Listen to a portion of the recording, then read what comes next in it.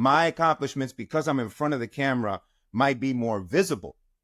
But those that know, if you know, you know, those that know who you are and how you've contributed to the culture. So it's funny because, in the industry, right? The entertainment industry, we'll just call it that. There are so-called celebrities, but then there are celebrities to celebrities. You know what I'm saying? Okay. And I bet your Rolodex is deeper than mine. You know what I'm saying? Because you are a celebrity's celebrity. You can get on the phone right now and probably call anybody in the music, Hollywood, whatever, from producers to actors to musicians. And not only will they return your call, they'll answer your call, they'll answer your FaceTime like on the first ring. You know what I'm saying? So I just say that to say that thank you for my flowers, but I want to give you your flowers too, because if you know, you know, and you have earned them. You have earned them a few times over. Now when it comes to myself, I think that being raised in a single parent home, man, you just don't feel like you have the option of failure. Failure was never a consideration in my vocabulary or in my thought process, because we just didn't have that luxury. Failure is luxury. A luxury, bro. Failure is a luxury. We didn't have that. You either had to win, because if you lost, it was detrimental. It wasn't just, I wouldn't be the only one that's losing. It's my mom who's losing. It's my aunts who put everybody, my whole family, even my grandmother, everybody put into the pot to send me to school. You know what I'm saying? So it's a lot of people that are losing if I lose. So I didn't have that option. I had to figure it out and I had to win. That doesn't mean that I won every single battle, but I've been winning every single war. You know what I'm saying? And it just came from, with every no, I find another way around that no. And sometimes it was a no for now. And it wasn't until months or years later that I understood that no was actually a blessing for a bigger yes. I'll give you an example. My first opportunity in Hollywood to be on a TV show as a series regular, I moved to LA from New York, and I was doing little jobs here and there. I had some money saved up. But it was rough, man. That first few years in LA was rough, trying to put my flag down and let people know, like, I'm really about this thing. And so I finally got an opportunity. My man, Benny Richburg, who's now one of my producing partners for my production company.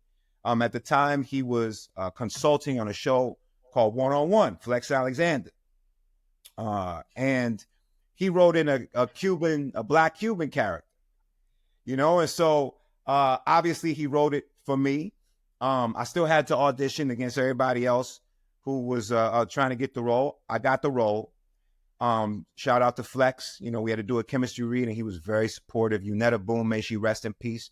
They were people who at the time, were running the whole half-hour business at UPN.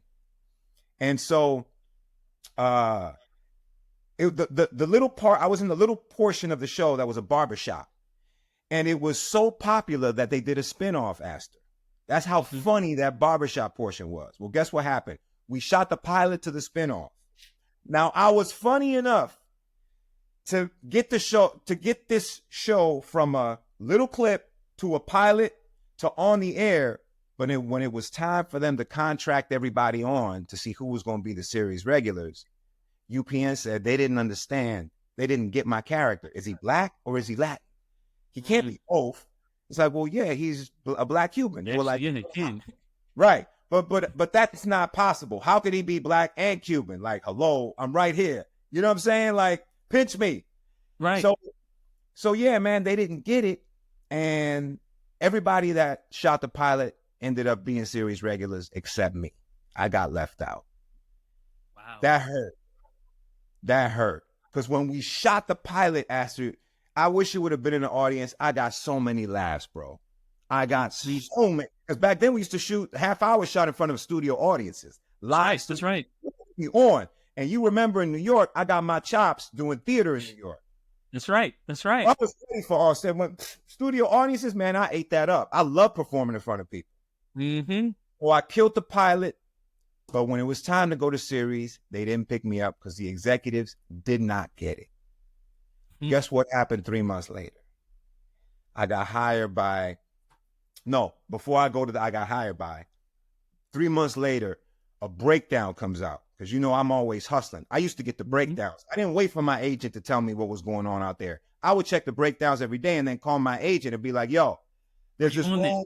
Yeah, I need to go out for this, and this. I considered them partners, not, you know, agents. We work together. Right. That's right. And so I wake up, Astor, and I turn on my computer and I check the breakdowns, bro.